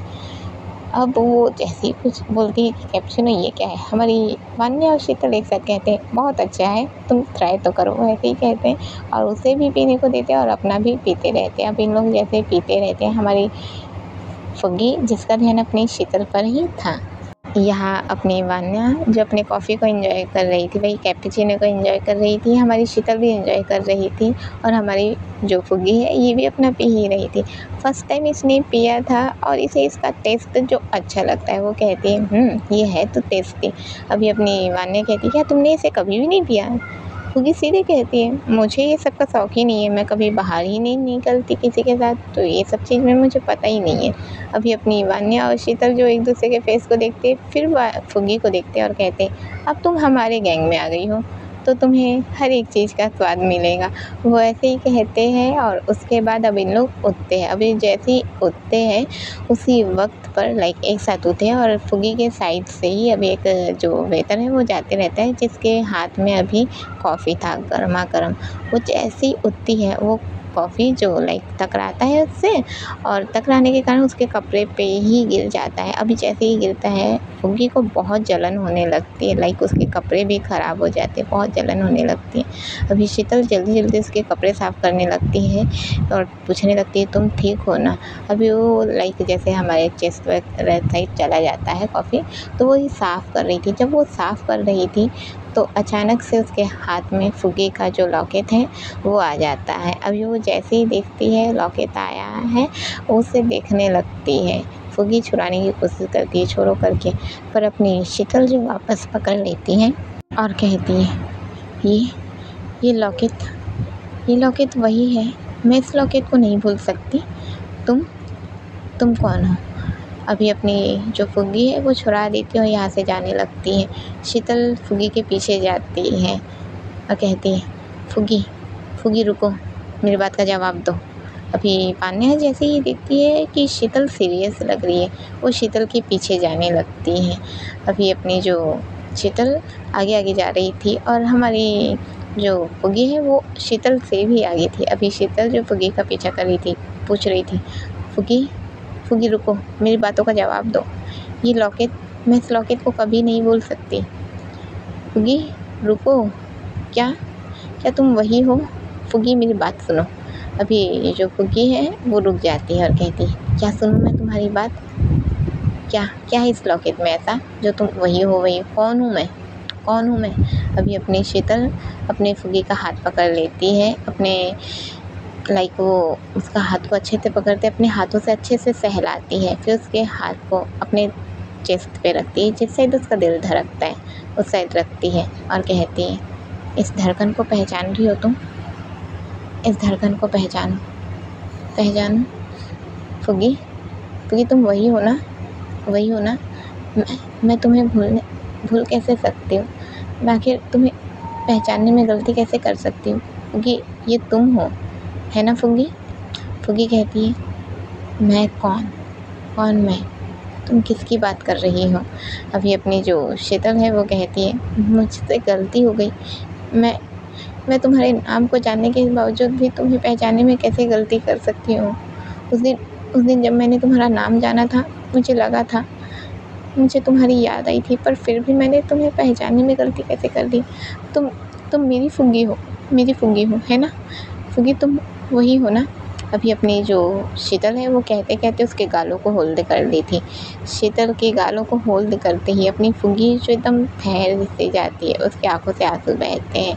अभी अपनी जो शीतल है वो कहती है देखो तुम रो रही हो, मतलब तुम मेरी फुग्गी हो, मेरी फुग्गी जो मेरे साथ खेलती थी, जिसके साथ मैं अपना पूरा वक्त बिताती थी, जिसके साथ खेलते खेलते मुझे अपने वक्त का पता ही नहीं चलता था, जिसके साथ रहने का मैंने वादा किया था, तुम वही हो ना? अभी अपनी जो फुग्गी है वो कहती है हाँ मैं वही हूँ, और मैं जानती हूँ कि तुम भी वही हो जिसके साथ मैं रहती थी, जिसके साथ मैं अपना वक्त बिताती थी। अभी वान्या जो पीछे पीछे अपनी शीतल के आ गई थी और वो खड़े होकर इन दोनों की बातें सुनते रहती है। वान्या जो खड़े होकर बातें सुन रही थी, फुग्गी सीधे कहती है पर तुमने क्या किया? अचानक से मेरी लाइफ से चली गई। अचानक से ऐसा क्या हुआ था कि तुम थी ही नहीं? तुम अचानक से कहाँ चली गई थी? तुम्हें अंदाज़ा भी है कि मुझ पर क्या बीता था और उसके बाद मैं कैसे रही हूँ? अभी अपनी जो शीतल है फुग्गी का हाथ पकड़ती है, होल्ड करती है और कहती है फुग्गी मुझे माफ़ कर दो, पर मेरी अपनी रीज़न थे, मुझे जाना पड़ा था। हमारी जो फुग्गी है वो कहती रीज़न में जाना पड़ा था। मैं तो ये सोचती हूँ कि आखिर मैं तुम्हें भूल क्यों नहीं पाई? इतने साल हो चुके हैं, हमने एक दूसरे के साथ सिर्फ और सिर्फ 5 साल बिताए थे, और 5 साल बिताने के बाद मुझे तुमसे दूर हुए आज 12 साल से ऊपर हो गए हैं, पर फिर भी मैं तुम्हें भूल नहीं पाई। जब मैं उस दिन तुम्हारे घर आई थी, तुम्हारे घर पर वो फ़ोटो मैं तभी पहचान गई थी कि तुम वही हो, मैं जिसके साथ रहती थी, जिसके साथ खेलती थी, जो मुझे अपना फील करवाता था। पर मैं तुम्हारे साथ नहीं रहना चाहती, प्लीज़ मुझे अकेला छोड़ दो। अभी अपनी शीतल जो फुग्गी के पीछे जाती है, उसके पीछे ही जाती रहती है, फुग्गी जो आगे आगे जाती रहती है। फुग्गी फिर से हाथ लाइक वो हमारी शीतल जो हाथ पकड़ लेती है और अपने पास खींच लेती है और कहती है, तुम नहीं जा सकती फुग्गी, मैंने तुम्हें अकेला छोड़ दिया था, उसके लिए मुझे माफ़ कर दो, पर तुम नहीं जा सकती। मैं माफ़ी चाहती हूँ। देखो मुझसे बहुत बड़ी गलती होगी कि मैंने तुम्हें अकेला कर दिया, पर मेरी अपने रीज़न थे। क्या रीज़न थे आखिर तुम्हारे? क्या रीज़न थे? तुम्हें अंदाज़ा भी है कि तुम्हारे जाने के बाद मेरे साथ क्या हुआ है? अंदाज़ा भी है कि मैंने क्या सहा है? अभी अपनी जो शीतल है ठहर सी जाती है। अपनी वान्या भी जो अपनी शीतल के पीछे पीछे ही गई थी। अभी शीतल जैसे ही ठहरी थी, हमारी जो वान्या है वो अपनी शीतल को होल्ड कर लेती है और कहती है, शीतल तुम ठीक हो? शीतल कहती है, हाँ मैं ठीक हूँ। फुग्गी क्या हुआ है, क्या कह रही हो तुम? अभी अपनी जो शीतल है वो कहती है लाइक फुग्गी जो है वो कहती है, मैं क्या कह रही हूँ, मैं क्या कह रही हूँ? तुम्हें पता है, तुम्हारे जाने के बाद मैं इंतज़ार करती रही तुम्हारे आने का। वो दिन जब हमारे साथ खेलते खेलते हमें 5 साल बीत चुके थे एक साथ रहते रहते, और एक दिन जब तुम बिल्कुल भी नहीं आई, मैं तुम्हारा इंतज़ार कर रही थी कि तुम आओगी, पर तुम नहीं आई शीतल, पर तुम बिल्कुल भी नहीं आई। मैं तुम्हारा इंतज़ार करते रह गई। वो दिन मैंने दिन भर तुम्हारा इंतज़ार किया था, और जो कुछ भी मेरे साथ रात के समय पर हुआ, मैंने अपनी दुनिया ही खो दी। मैंने सब कुछ खो दिया, अपना अस्तित्व, सब कुछ मैंने खो दिया। उस रात को ना मैं आज तक भूल पाई हूँ और ना ही कभी भूल पाऊँगी। वो ऐसे ही कहती है और अपनी शीतल को देखने लगती है। शीतल कहती है, मुझे माफ़ कर दो, पर उस दिन वैसे ही कहती है। अभी अपनी जो वान्या है वो शीतल के बारे में जानती है कि उसने अपने फादर को खोया था। वो जानती है लाइक उसने अपने परिवार को ही खोया है, इस चीज़ को वो जानती है, इसलिए उसे संभालती है। और शीतल से वो थोड़ी सी कनेक्टेड है, इसलिए उसे हर्ट नहीं देख पा रही थी, इसलिए उसको संभालती है। अभी अपनी जो फुग्गी है वो गुस्सा कर रही थी। वान्या जो है शीतल का और फुग्गी का एक साथ हाथ पकड़ती है और कहती है, पहले हम घर चले, उसके बाद बात करोगे तो सही है कि तुम लोग यहीं पर अपना फीलिंग शेयर करना चाहते हो। हमारी शीतल हाँ में सर हिलाती है। हमारी फुग्गी कहती है, फीलिंग? कौन सी फीलिंग? मुझे कोई फीलिंग नहीं है, मुझे यहाँ से जाना है। और शीतल, आइंदा प्लीज़, मैं ना तो तुमसे मिलूँगी, और वान्या इस बात का ख्याल रखना, कभी हम टकरा भी जाए तो तुम मुझसे बात नहीं करोगी। वो ऐसे ही कहती है और यहाँ से जाने लगती है। पर अपनी फुग्गी जैसे ही जा रही थी, वान्या उसका हाथ पकड़ के खींचती है, उसे जोरदार थप्पड़ मारती है और कहती है, क्या लगा कर रखा हुआ है तूने? हाँ, क्या लगा कर रखा हुआ है? शीतल तुमसे बात कर रही है, तुम बात नहीं करना चाहती? क्या मतलब है ये? हुआ होगा कुछ ऐसा ना कि वो तुमसे अभी बात नहीं कर पाई थी, उसे कुछ हुआ होगा, कुछ वक्त लगा होगा। बात सुनोगी तब तो कुछ हल निकलेगा, या तुम सुन ही क्यों नहीं रही हो? अभी फुग्गी जो अपने गालों को होल्ड कर ली थी, लाइक उसे पड़ा था जोरदार, तो वो होल्ड कर ली थी अपने गालों को। अभी अपनी जो शीतल है वो कहती है, वान्या क्या कर रही हो आखिर? हमारी फुग्गी जो अपने गालों पे अभी भी हाथ रखी हुई थी, वान्या कहती है, तो क्या करूँ? ये तो सुनने को ही तैयार नहीं है।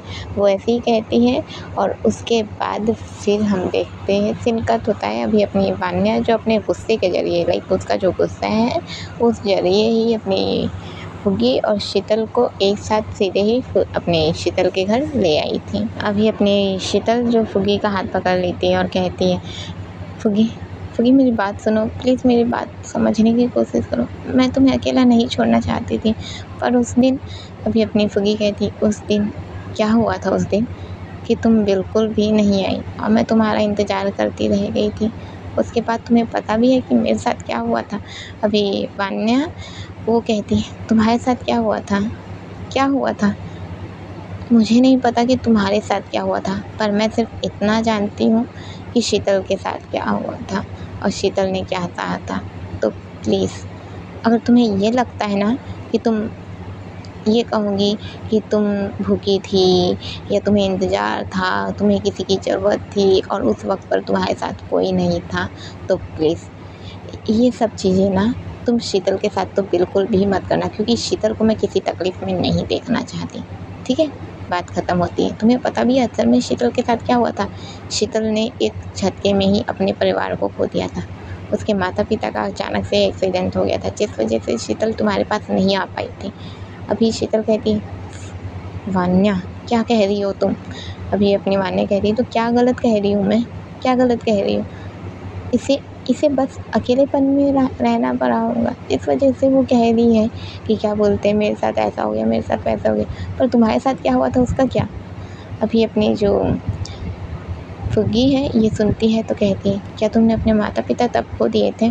हमारी शीतल हाँ में सर हिलाती कि हाँ खो दिए थे। अभी अपनी फुग्गी जो बिल्कुल ही चुप हो जाती है, बिल्कुल ही चुप, और वो कुछ नहीं कहती है।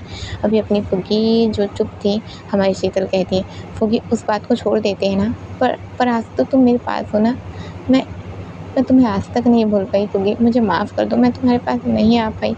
उसके बाद मैं तुम्हें खोजती रही, कुछ समय तक खोजी, पर फिर जब तुम नहीं मिली तो मुझे लगा कि हो सकता है कि तुम अनाथ थी। मुझे लगा था कि तुम्हें किसी ने अडॉप्ट ले लिया होगा, और वैसे भी उन दिनों मैंने बहुत सारे केसेस सुने थे कि बहुत सारे बच्चों का अडॉप्ट लिया जा रहा था, इस वजह से मुझे लगा कि तुम्हें भी किसी ने अडॉप्ट ले लिया था। अभी अपनी फुग्गी कहती है, अडॉप्ट? तुम्हें पता है मुझे कैसे अडॉप्ट लिया गया था? मुझे कैसे अडॉप्ट लिया गया था पता भी है तुम्हें? जब मैं खून से भरी पड़ी थी, जब मेरे शरीर के हर एक हिस्से पर स्क्रैचेस के निशान थे। तुम मेरे फेस को देखती हो ना? तुम्हें याद है जब मैं पहली बार हॉस्पिटल में थी तुम्हारे, और तुम मेरा चेकअप कर रही थी, तब तुमने मुझसे कहा था कि मेरे चेहरे पर ये दाग क्यों है? तुम्हें पता है ये दाग क्यों था? क्योंकि वो ऐसे ही कहती है और अभी उसके दिमाग में वही सीन चलने लगता है कि कैसे उसके साथ क्या सब हुआ था, वही सब चलने लगता है। अभी जैसे उसके दिमाग में वो सब चलता है, फुग्गी कहती है, मुझे माफ़ कर दो शीतल, पर मैं अभी इस हालत में नहीं हूँ कि मैं तुम्हें ये बता भी पाऊँ कि मेरे साथ क्या हुआ था, मैंने क्या फ़ील किया था। और वान्या, मैं जानती हूँ कि तुम शीतल से ज़्यादा जुड़ी हुई हो, इसलिए तुम्हें उसका तकलीफ़, तुम उसे ज़रा सा हर्ट नहीं देख पाती, पर कभी कभी दूसरों को भी सोचना चाहिए, दूसरे का भी सोचना चाहिए। क्या तुम सिर्फ एक साइड देखना चाहती हो और दूसरे साइड का क्या? अभी अपनी शीतल सीधे ही फुग्गी का हाथ पकड़ लेती है, उसके हाथों को पकड़ के अपने गालों पे रखती है, उसे पकड़ के अपने गालों पर रख के सीधे कहती है, फुग्गी प्लीज़ मुझे माफ़ कर दो, मेरी बात सुन लो, मुझे माफ़ कर दो, मुझे नहीं पता तुम्हारे साथ क्या हुआ है, और मैं अभी तुमसे पूछूंगी भी नहीं, मैं तुम्हें वक्त देना चाहती हूँ, पर प्लीज़ मुझे माफ़ कर दो, जो कुछ भी हुआ उस चीज़ के लिए माफ़ कर दो, पर प्लीज़ ये मत कहो मुझसे कि तुम मेरे साथ नहीं रहना चाहती। मुझे बड़ी मुश्किल से तुम वापस मिली हो, मैं तुम्हें खो नहीं सकती फुग्गी। अभी अपनी फुग्गी जो अपनी शीतल को देखती है, अपना हाथ छोड़ा देती है, लाइक जैसे उसने अपने गालों पे उसका हाथ रखा हुआ था, छोड़ देती है और कहती है, तुमने अपनी फुग्गी को बहुत पहले ही खो दिया है शीतल। तुम अब अपनी फुग्गी की, ये फुग्गी कभी तुम्हारी रही ही नहीं, वो फुग्गी कब की मर चुकी है। वो फुग्गी तो उसी रात को मर गई थी जिस दिन तुम मुझसे मिलने नहीं आई। मुझे लगा था कि तुम आओगी, मैं तुम्हारा इंतज़ार कर रही थी, पर फिर जब मैं, अब सीन कट हो रहा है और यहाँ पर हम एक फ्लैशबैक देखेंगे।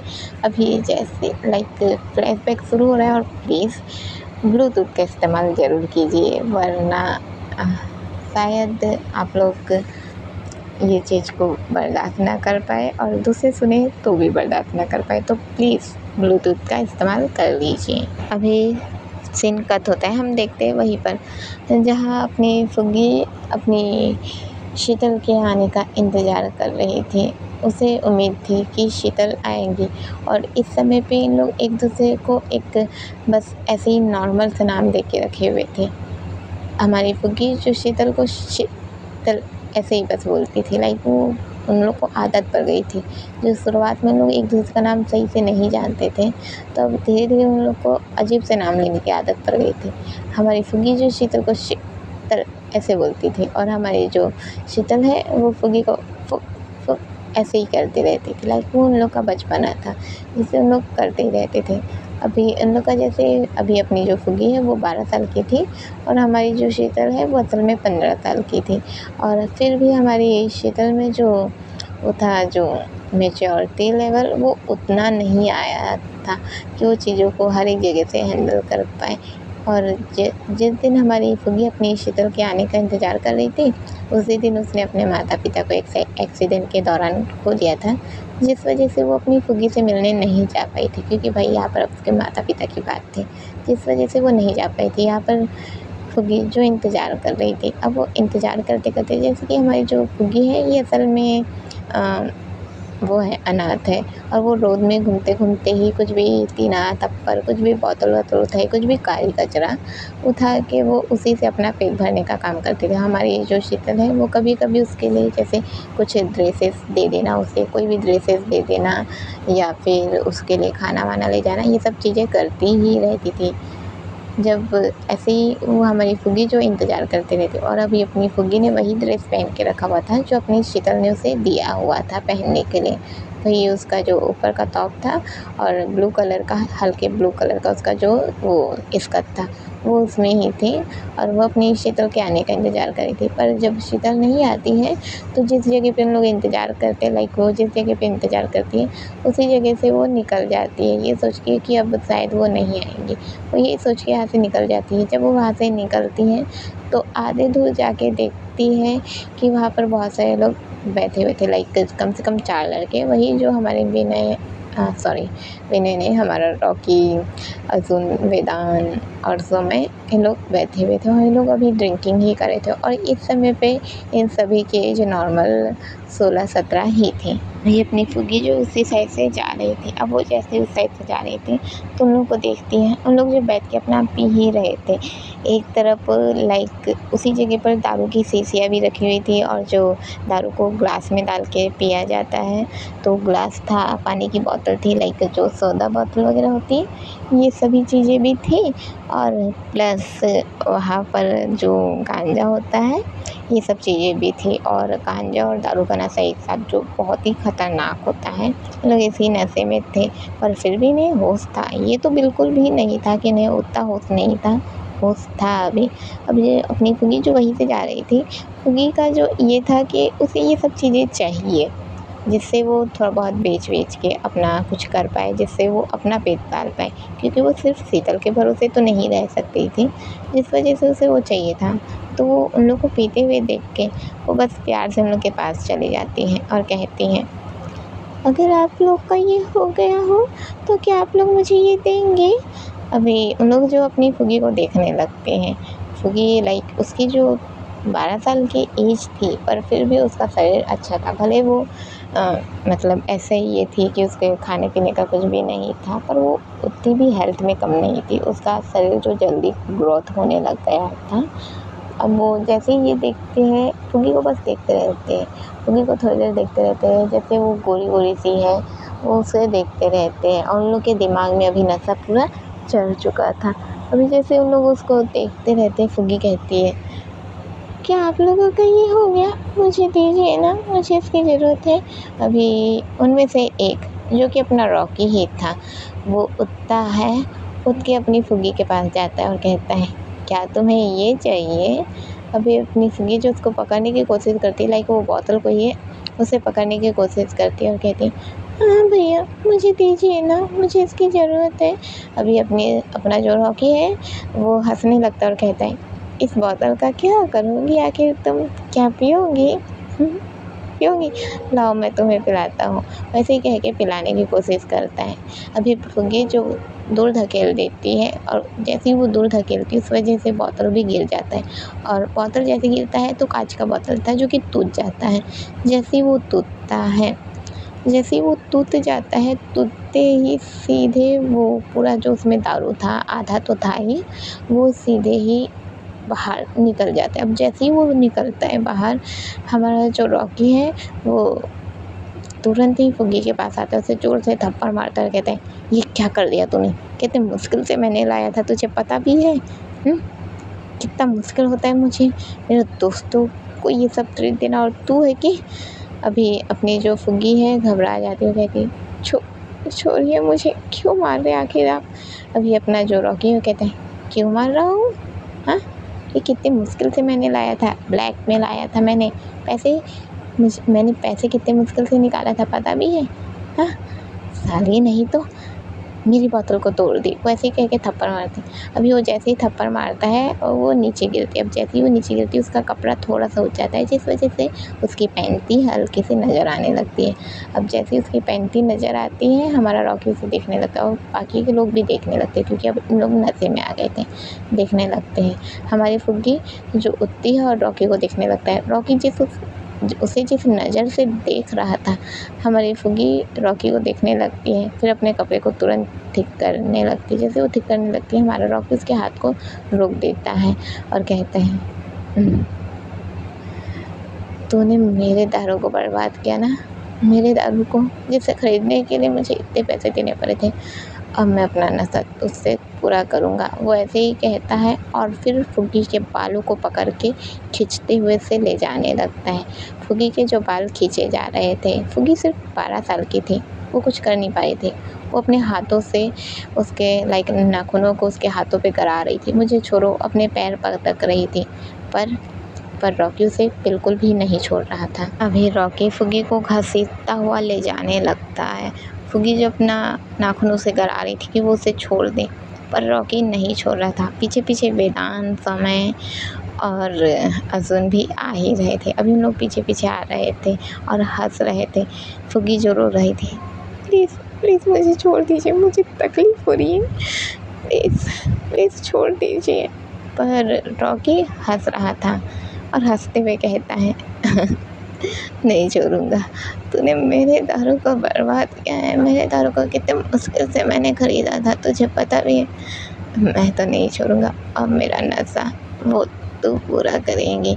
वैसे ही कहता है, फिर फुग्गी को बालों से ही खड़ा करता है, बालों से ही खड़ा करके सीधे ही अपनी अर्जुन की ओर फेंक देता है। और जैसे ही अर्जुन की ओर फेंकता है, अर्जुन उसे पकड़ लेता है और उसे एकदम बड़ी घटिया निगाह से देखने लगता है। फुग्गी कहती है, भैया भैया मुझे छोड़ दीजिए, प्लीज़ प्लीज़ मुझे तकलीफ़ हो रही है, भैया मुझे छोड़ दीजिए। अभी अपना अर्जुन जो है फुग्गी को देखने लगता है और कहता है, कैसे छोड़ दूँ, बिल्कुल भी नहीं।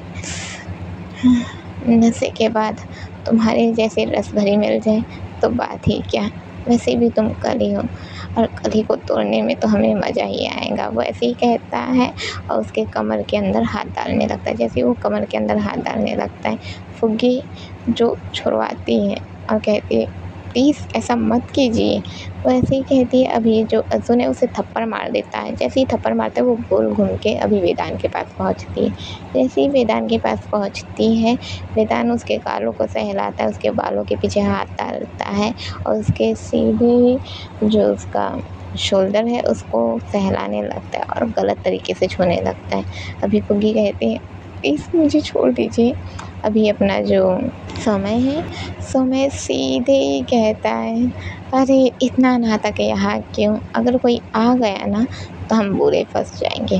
वो ऐसे ही कहता है और सीधे ही फुग्गी के बालों को पकड़ता है, खींचता है और उसे खींचता हुआ सीधे ही उसे लेकर सीधे जाता है और अपने रॉकी, वेदांत और अर्जुन, इन लोग अपने फुग्गी के हमारे समय के पीछे ही जा रहे थे और ले जाते हुए इन लोग का जो अड्डा था वहाँ तक ले जाता है और ले जाके उसे सीधे दीवार पे फेंक देता है।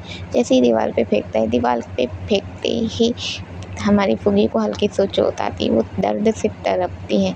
अभी वो जैसे उठ के भागने की कोशिश करती है, हमारा रॉकी तुरंत उसे रोकता है और पकड़ के उसे वहीं पर एक जगह पर बांध देता है। अभी वो जैसे ही उसे बांधता है, फुगी चिल्लाने लगी, छोड़िए मुझे, छोड़िए प्लीज़, मुझे छोड़िए, मुझे जाने दीजिए। पर जो अपना समय है वो कहता है, ऐसे कैसे जाने दूँ, तो कच्ची कली भर रहे हैं पर रस भरी भी बड़े बहुत ज़्यादा है, इस रस भरी को तो हम नहीं छोड़ने वाले। वो ऐसे ही कहता है और फिर एक और थप्पड़ अपनी फुग्गी को मारता है। जैसे ही फुग्गी को मारा जाता है, उसके होठों से सीधे खून आते हैं। अभी अपना जो रॉकी है वो सामने आके खड़े होता है और कहता है, अबे इतना थप्पड़ मारेगा तो इसके रस को हम लेंगे कैसे।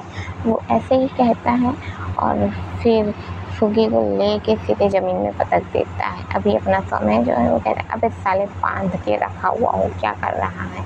अभी अपना रॉकी कहता है, बांध के क्यों रखा है, हाँ बांध के क्यों रखा है, मज़े लेने हैं और मुझे बांध के तो बिल्कुल भी नहीं लिया जाएगा मुझसे, इसे खुदा ही मैं इसे नोचना चाहता हूँ। वो ऐसे ही कहता है और फिर सीधे फुग्गी को जैसे वो पतला था, वो कुर्सी में बंधी हुई थी, वो सर के बल गिरी थी, जिस वजह से उसके सर पे चोट आया था। अभी अपना रॉकी जो उसका पूरा जो खुला बांधा गया था रस्सी खोल देता है और रस्सी खोल के उसे ज़मीन में पटक देता है। अभी फुग्गी जो पीछे हटने लगती है, सरकती हुई पीछे हट रही थी और कहती है, प्लीज़ प्लीज़ मुझे जाने दीजिए, प्लीज़ मुझे जाने दीजिए। अभी अपना जो रॉकी था वो कहता है, जाने दो, मेरी दारू का तूने सत्यानाश कर दिया, कितनी मुश्किल से मैंने लाया था, अब मैं तुझे जाने दो, अब मेरा नशा तो तू ही पूरा करेंगी। वो ऐसे ही कहता है और सीधे ही फुग्गी के तौप पे हाथ डाल देता है। जैसे ही तौप पे हाथ डालता है, फुग्गी पूरी सहम से जाती है। जैसे ही वो सहम से जाती है, तुरंत अभी इसी वक्त पर हमारा समय जो आता है और कहता है, अकेले अकेले मज़े लेगा। वो ऐसे ही कहता है, उस वो भी उसके तौप पर हाथ डालता है और एक बार में दोनों के दोनों मिलकर उसके तौप को फाड़ देते हैं। अभी उसके शरीर का उभार जो दिखने लगता है। जैसे ही अपनी फुग्गी के शरीर का उभार दिखने लगता है, उन लोग दोनों के दोनों अपनी फुग्गी को बहुत ही गंदी नज़र से देख रहे थे। अभी वेदांत और अर्जुन दोनों के दोनों आ जाते हैं और कहते हैं, तुम दोनों अकेले ये नहीं कर सकते, हमें भी चाहिए। वो ऐसे ही कह के फुग्गी के जो पैंट है उसे निकाल ही देते हैं। अभी वो जैसे ही फुग्गी के पैंट को निकालते, लाइक जो उसका इश्क था उसे निकालते हैं, निकालते ही फुग्गी का जो शरीर, लाइक उसका उभार दिखना, उसका प्राइवेट पार्ट दिखना, वो उसे ही देखने लग जाते हैं। और अभी रॉकी ने सीधे ही फुग्गी के अंदर लाइक प्राइवेट पार्ट पे हाथ ही डाल दिया था। फुग्गी बड़ा ही डिस्गस्टिंग फील करती है और बोलती है, छोड़ दीजिए मुझे प्लीज़, प्लीज़ मुझे छोड़ दीजिए। और अपना जो रॉकी वो थप्पड़ मारता है, उसके गालों पर अपना नाखून गड़ाने लगता है और कहता है, छोड़ दूँ, बिल्कुल भी नहीं छोड़ूंगा, अभी तो मुझे मज़ा आना शुरू हुआ है, मैं बिल्कुल भी नहीं छोड़ूंगा। वो ऐसे ही कहता है और अपनी फिंगर ज़बरदस्ती ही उसके प्राइवेट पार्ट पे डालने लग जाता है। अभी फुग्गी को तकलीफ़ हो रही थी, ये चीज़ बहुत ही बेकार था। वो ज़बरदस्ती अपनी फिंगर को उसके प्राइवेट पार्ट पे डाल रहा था। अभी फुग्गी को जो बहुत ही अजीब सा लग रहा था, वो चिल्ला रही थी, प्लीज़ मुझे छोड़ो। पर रॉकी जो छोड़ने को तैयार नहीं था। यहाँ पर अपने समय ने जो फुग्गी का दोनों हाथ पकड़ लिया था, कस के दबा कर रखा हुआ था और हमारे जो समय जैसा है उसका हाथ पकड़ के रखे हुए थे। अर्जुन और वेदांत दोनों के दोनों उसके पाँव को पकड़ के रखे हुए थे। और अभी अपना रॉकी जो अपना फिंगर निकालता है और फिंगर निकालने के बाद उसकी पैंती पूरा निकाल देता है और एक एक करके अभी एक एक करके ये चारों के चारों जो एक एक करके उसके साथ इंटीमेट होने लगते हैं। फुग्गी ऐसे हालत में नहीं थी, लाइक एक 12 साल की लड़की के साथ ऐसा होना जो कि आप लोग सोच सकते हैं। धीरे धीरे एक एक करके चारों के चारों जो उसके साथ इंटीमेट होते हैं। फुग्गी चिल्ला रही थी, चीख रही थी, मुझे छोड़ दो, मुझे तकलीफ़ हो रही है, प्लीज़ मुझे छोड़ो। वो पागलों जैसे चिल्ला रही थी, रो रही थी। अभी हम लोग जैसे उसके साथ इंटीमेट हो रहे थे तो उसे थप्पड़ मार रहे थे, कभी उसके शरीर पर स्क्रैचेस दे रहे थे, उसके शरीर पर काट रहे थे, उसे मारा जा रहा था। फुग्गी रोई जा रही थी।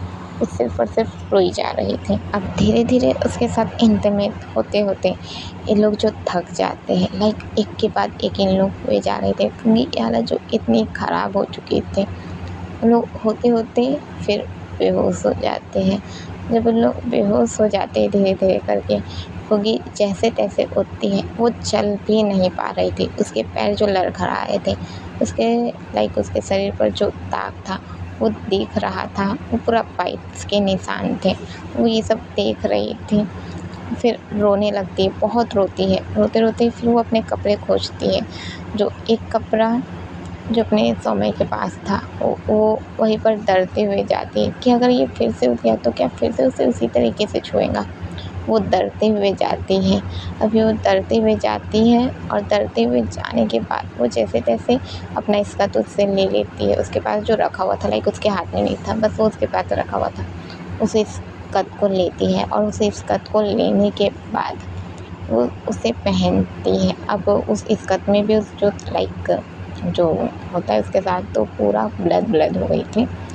तो वो उसके पास जाती है और उसके पास जाकर सीधे ही उसे पहनती और वहाँ से फिर और आगे जाती है, जहाँ पर उसे अपना जो टॉप था फटा हुआ मिलता है, वो उसे पहनती है और पहन कर उसे ऐसे पहनती है जिससे उसका शरीर ढक जाता है। और वो जैसे तैसे लड़खड़ाते हुए, वो चल भी नहीं पा रही थी, वो लड़खड़ाते रहती है और लड़खड़ाते बाहर निकलती है। और जब बाहर निकलती है वो चल भी नहीं पा रही थी, बहुत दूर तक चलती है जैसे तैसे, बस वो उस जगह से बाहर निकलना चाहती थी। और जब वो बाहर निकलती है वो उसी हॉस्पिटल तक पहुंचती है और हॉस्पिटल तक पहुंच के बस वो हॉस्पिटल को देखने लगती है और थोड़ी ही देर में बेहोश हो जाती है। और बेहोश होने के बाद ही इस जगह पर हमारे जो प्रताप सिंह आए थे, और प्रताप सिंह तब नहीं समझ पाए थे कि फुग्गी के साथ क्या हुआ, क्योंकि वो एक भले ही वो ये सब में थे, लाइक वो गलत ये करते थे पर इतना भी गलत नहीं करते थे जिस वजह से उन्हें ये सब चीज़ों का अंदाज़ा नहीं था। और फिर वो जो ये किए थे, लाइक डॉक्टर के ज़रिए उन्हें पता चला था। अब फुग्गी जो ये सब बता दी थी, सीन कट होता है, फुग्गी जो अपनी शीतल को बता दी थी कि उसके साथ क्या हुआ था, असल में उसने क्या सहा है। अभी वान्या जैसे ये सुनती है, उसकी आंखें जो बड़ी की बड़ी खुली रह जाती हैं। उसकी आंखें जो इस वक्त पे बहुत ही बड़ी खुल गई थी, वो हैरानी से अपनी फुग्गी की बातें सुनी जा रही थी। शीतल, फुग्गी, वान्या, उन लोग की आंखों से लगातार आंसू बहने लगते हैं, इन लोग रोने लगते हैं। अभी शीतल जो बहुत ही रोती है और कहती है, मुझे माफ़ कर दो, मुझे माफ़ कर दो फुग्गी, मुझे माफ़ कर दो, मुझे नहीं पता था ये सब हो जाएगा। अगर मुझे इस चीज़ का बिल्कुल हल्का सा भी अंदाज़ा रहता तो मैं तुम्हें अकेला नहीं छोड़ती, मैं तुम्हें अपने साथ रख लेती, पर तुम्हें कुछ भी नहीं होने देती। फुग्गी कहती है, अकेला नहीं छोड़ती, मैं तुम्हें कुछ नहीं कह सकती शीतल, कुछ भी नहीं कह सकती, क्योंकि तुमने उस दिन अपने माता पिता को खोया था। मैं तुम्हें कुछ भी नहीं कह सकती, पर काश उस दिन ऐसा कुछ भी नहीं हुआ होता। काश कुछ भी नहीं हुआ होता तो आज मैं इस हालत में नहीं पहुंचती। अभी अपनी शीतल कहती हैं, पर ये सब किया किसने था, किसने किया था, कौन है वो आखिर जिसने तुम्हारे साथ ये सब किया। अभी अपनी फुग्गी कहती है, मेरे साथ ये सब जिसने भी किया उनमें से एक को तुम जानती हो। अभी अपनी शीतल कहती है, मैं जानती हूँ, तुम किसकी बात कर रही हो, कौन है वो आखिर जिसने तुम्हें इतना ज़्यादा इस हालत में पहुँचाया, कौन है वो आखिर। अभी अपनी जो शीतल पूछती है, हमारी फुग्गी कहती है, वही जो तुम्हारा पेशेंट भी रह चुका है, वो रॉकी। अभी अपनी शीतल जो पीछे की ओर होती है और कहती, रॉकी नहीं, रॉकी ऐसा नहीं हो सकता। शीतल जैसे ही कहती है कि रॉकी ऐसा नहीं हो सकता, तुम्हें यकीन नहीं है ना, पर मैंने देखा है उसे, उसकी हवस को मैंने देखा है, उसने कितने गंदे तरीके से मुझे छुआ है, क्या किया है, ये चीज़ मैंने बर्दाश्त की है। अभी अपनी वान्या जो है वो शीतल को होल्ड करती है और कहती है, फुग्गी इस मामले में गलत नहीं कह रही है शीतल, रॉकी पर मुझे भी शक है, वो जब भी तुम्हें देखता है वो गलत नज़र से देखता है तुम्हें। अभी अपनी शीतल कहती है, तुम भी। हमारी वान्या कहती है, हाँ मैं भी, मैंने नोटिस किया है उसे, इसलिए मैं उसे कभी भी तुम्हारे साथ देखना पसंद नहीं करती। अभी अपनी जो शीतल है वो कहती है, पर पर मुझे इस बात का अंदाज़ा हुआ भी नहीं कि वो ऐसा हो सकता है। अभी अपनी फूफी कहती तुम्हें अंदाज़ा नहीं हुआ, तुम्हें अंदाज़ा नहीं हुआ, ठीक है मत करो तुम अंदाज़ा, पर जो कुछ भी बीता है मेरे साथ बीता है ना, मुझे सब कुछ पता है उसके बारे में। अभी अपनी शीतल कहती इसका मतलब उसके जो दोस्त गए उन सब के पीछे जाने के पीछे तुम्हारा हाथ था। हमारी फूफी साफ कहती हाँ मेरा हाथ था, अपने इन्हीं हाथों से मैंने उन्हें मारा है। और अब बात रही है उस रॉकी की, उस रॉकी को मैं तिल तिल करके तड़पाना चाहती हूँ। वो तिल तिल करके तड़पेगा, वो रोएगा, वो तरसेगा, उसे मौत चाहिए होगी पर मैं उसे मौत भी नसीब नहीं होने दूँगी। मैं इतना तड़पाना चाहती हूँ उसे, वो तड़पेगा, इतना ज़्यादा तड़पेगा जैसे तिल तिल तड़पे जैसे एक राख। मैं उसे तड़पाना चाहती हूँ। अभी अपनी वान्या कहती है मैं तुम्हारे साथ हूँ फूफी, मैं तुम्हारे साथ हूँ। शीतल मुझे पता है वो रॉकी कैसा है, मैं जानती हूँ, मैंने कभी भी उसका एविल साइड नहीं देखा है, पर जो साइड मैं उसे देखकर पहचान पाती हूँ शायद वो तुम नहीं पहचान पाते हो। तुमने शुरुआत से ही सिर्फ अच्छे लोगों को देखा है। तुम इतनी सॉफ्ट हो कि तुम्हें लगता है कि हर कोई अच्छा है, पर हर कोई अच्छा नहीं होता और मुझे फूफी पर विश्वास है। फूफी मैं तुम्हारे साथ देना चाहती हूँ। वो ऐसे ही कहती है और फूफी का जाके हाथ पकड़ लेती है। अभी फूफी जो वान्या को देखते रहती है। वान्या कहती है शीतल क्या तुम साथ दोगी। शीतल फूफी और वान्या दोनों को देखने लगती हैं। फूफी साफ कहती है अगर तुम साथ नहीं देना चाहती तो कोई बात नहीं, मुझे अकेला छोड़ दो, वैसे ही कहती है और जाने लगती है। अभी वान्या जो फूफी का हाथ पकड़ के खींचती है और कहती है तुमने कैसे सोच लिया कि फूफी शीतल तुम्हारा साथ नहीं देंगी, शीतल तुम्हारा साथ देंगी। वो ऐसा ही कहती है और शीतल से कहती है शीतल तुम साथ दोगी ना। अभी शीतल जिसके दिमाग में एक ही चीज़ चल रहा था, रॉकी ने किया है ये सब, रॉकी के कारण उसकी दोस्त जो इतने बड़े ट्रॉमे से गुजरी है, उसके दोस्त के साथ क्या किया है उसने, वो हर एक चीज़ को सोचने लगती हैं। फिर वो अपना मुट्ठी को कस लेती है और कहती है अब सज़ा रॉकी को हम तीनों मिलकर देंगे। वो ऐसे ही कहती है और अब सीन कट होता है। हमारी फुग्गी, शीतल और वान्या तीनों के तीनों रूम में ही रहते। अभी शीतल के पास जो अपनी रॉकी का नंबर था, हमारी शीतल जो रॉकी को कॉल करती है, रॉकी कॉल उठा लेता है। अभी जैसे ही कॉल उठाया जाता है हमारा रॉकी कहता है हेलो क्या बात है डॉक्टर शीतल, आपने कैसे कॉल किया। अभी अपनी जो शीतल है उसके दिमाग में गुस्सा भरा हुआ था, वो उस पर चिल्लाना चाहती थी पर वो खुद को कंट्रोल करती है और कहती है रॉकी हाँ मैं जानती हूँ तुमने अपने दोस्तों को खो दिया है, पर मैं सोच रही थी कि क्यों ना तुम, मैं और मेरी दोस्त हम सब मिलके थोड़ा बाहर घूमें जिससे तुम्हारा भी मन शांत हो जाए। मैं जानती हूँ कि तुमने अभी अपने दोस्तों को खोया है और वैसे भी मैं अपने हॉस्पिटल से कुछ दिन का छुट्टी ले रही हूँ और मैं बाहर घूमने वाली हूँ। इस समय पे हमें एक लड़के की ज़रूरत पड़ेगी, अगर तुम कहो तो क्या मैं तुम्हें साथ में ले जा सकती हूँ। अभी अपने रॉकी जो चुप रहते हैं फिर पूछते हैं कौन कौन रहेगा साथ में। अभी अपनी जो शीतल थी वो कहती है हम सब, मेरी दोस्त वान्या, फुगी और साना और लावण्या। अभी हमारे रॉकी थोड़ी देर चुप रहते हैं, थोड़ी देर चुप रह के फिर कहते हैं हाँ क्यों नहीं, मैं ज़रूर चलना चाहूँगा। वो ऐसे ही कहते हैं और अब वो कहते हैं ठीक है वैसे कब मिलना है। हमारी जो शीतल है वो कहती है कल इवनिंग के समय पर मिलना। वो ऐसे ही कहती है और कॉल काट देती है। अब जैसे ही वो कॉल काटती है अब गुस्से से बैठ रहती है और कहती है अब मैं इसे बताऊँगी, अब इसे तिल तिल करके तड़पाऊँगी। फुगी मैं जानती हूँ कि तुमने क्या तकलीफ़ सही है, मैं इस बात का अंदाज़ा भी नहीं लगा सकती हूँ, पर अब इसे तिल तिल तड़पाने का काम हम तीनों का है।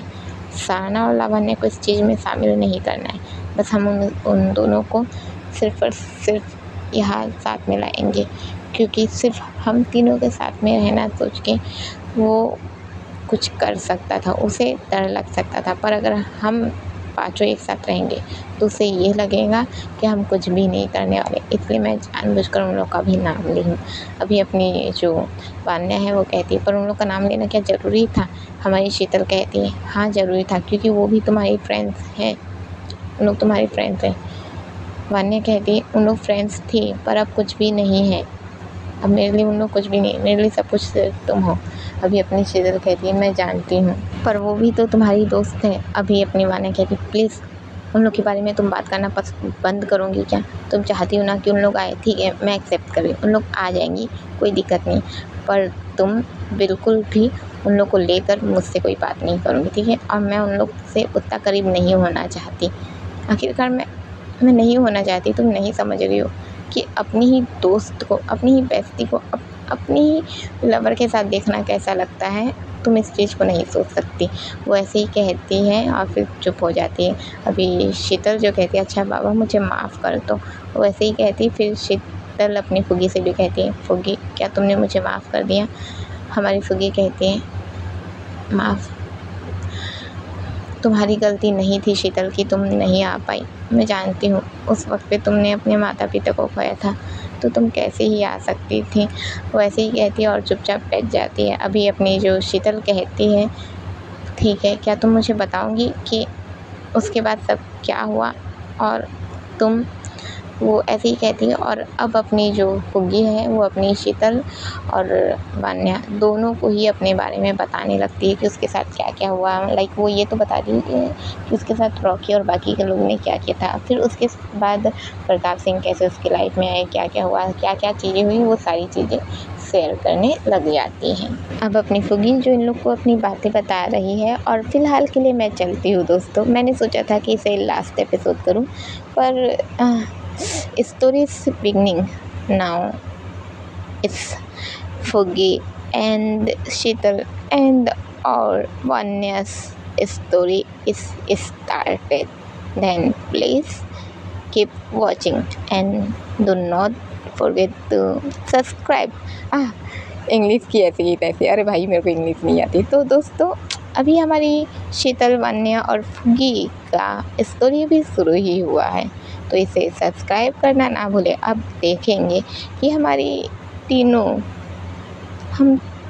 जो तीनों है, ये तीनों मिलकर ही हमारे रॉकी से बदला किस तरीके से लेंगे, आखिर उसे तरपाया कैसे जाएगा, ऐसा क्या करेंगे लोग, ये जानना है। तो प्लीज़ मेरे साथ बने रहिए और प्लीज़ बताइएगा कि फुग्गी का ऐसा डरावना पास्ट जानकर आप सभी को कैसा लगा। जैसा भी लगा हो प्लीज़ कमेंट करके ज़रूर बताइएगा, मुझे आप सभी के कमेंट का इंतज़ार रहेगा।